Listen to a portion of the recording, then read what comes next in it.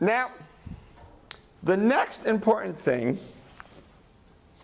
I'm going to switch variables to f, is we want to get used to the idea of moving between real space and what we call k-space, that's if we're using e to the I kx's, or frequency space if we're using e to the I omega t.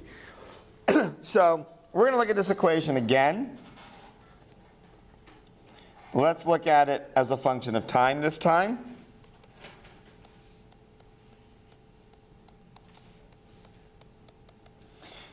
One of the reasons I'm going to switch back and forth between different letters and different variables is just so you don't get caught in a rut of only using one thing, that you recognize it immediately in different forms. Now,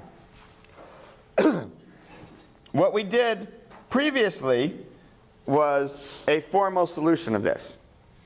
What we might do is say, okay, let's guess a solution and plug it in and see what we get. So I'm going to guess f of t equals what? What do you guess my guess will be? Cosine. Yeah, cosines are nasty. Why are cosines nasty? It's a good guess. But they turn into something else when you take their derivative. What is one of the best things to guess if you're going to be taking derivatives? E. And what is the more likely thing we want to know? E to the what? E to the t. Yeah, but we want something. We know ultimately this is what type of equation? Where did it come from? These two pieces right here, the key main pieces. They're whatever was in the exponent that you brought it down multiplied by f0. No. Yeah, no, but if I have a second order differential equation where I have the second derivative and something proportional to the function itself, I'm fundamentally trying to describe what type of behavior? Oscillations. Oscillations, right? This is why we do it 3 times today, because nobody answered oscillations. By the end of the class, you will answer oscillations. And so the natural thing to guess is e to the I omega t.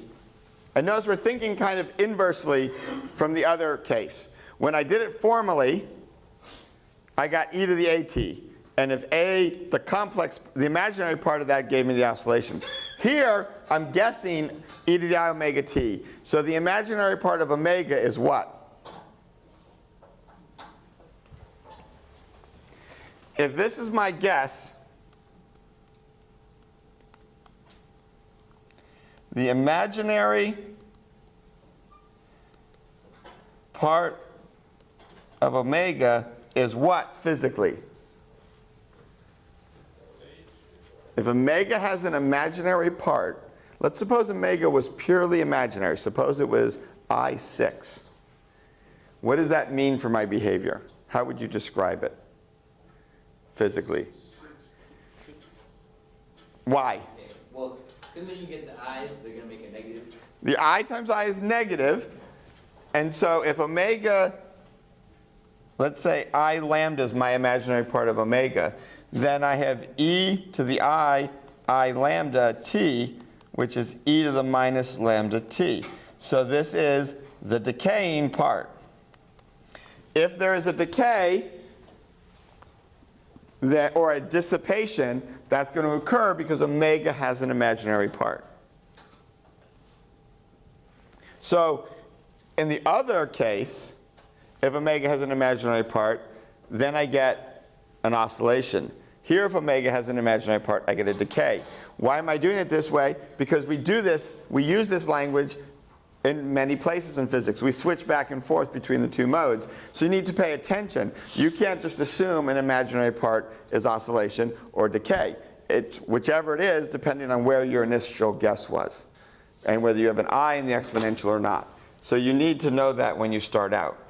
Now, if I plug this in, what equation do I get? We've done this a lot, so let's see if you can now read out for me, when I plug in my guess, what should I get? Negative a f0 omega squared e to the I omega t, yeah, plus f0 I omega e to the I omega t. You forgot your B, but okay. Yes, that. And then C F0 e to the I omega t. The whole thing equals 0. So I can cancel my e to the I omega t's, and I can cancel my f0s, and lo and behold, I get an equation for omega that's quadratic in omega squared. And I can multiply through by a minus sign, I get a omega squared minus ib omega minus c equals 0.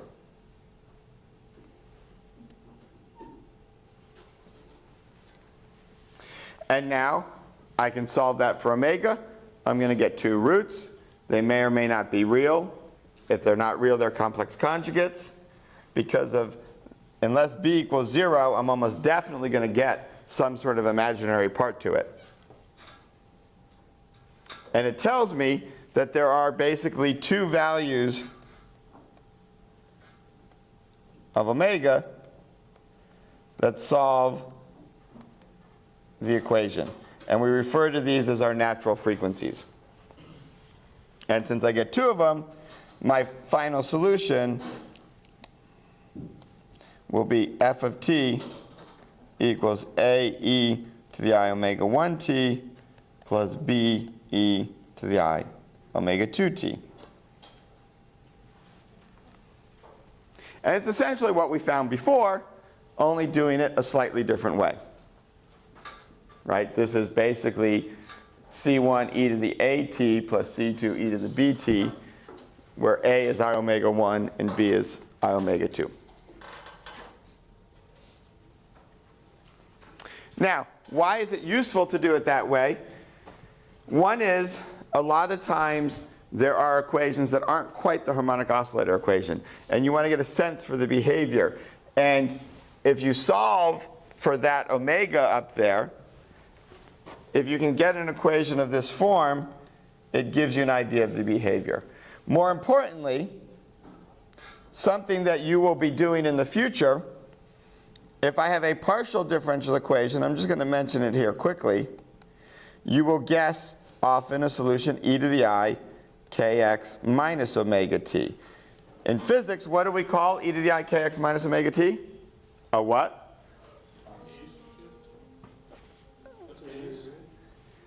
What was it? It's a plane wave. Okay, right? You've all done, okay, please. You're supposed to have all done and seen somewhere in E&M or quantum mechanics e to the I kx minus omega t. Have you seen sine kx minus omega t? Yes? So this is just sine and cosine, right? This is cosine plus I sine. This is a plane wave. So this is going to propagate through space. And you can imagine if I plug it into an equation with space and time derivatives, I'm going to bring down factors of k, factors of omega, and I'm getting an equation much like that, and I will be able to solve for omega as a function of k. And we call this the dispersion relation.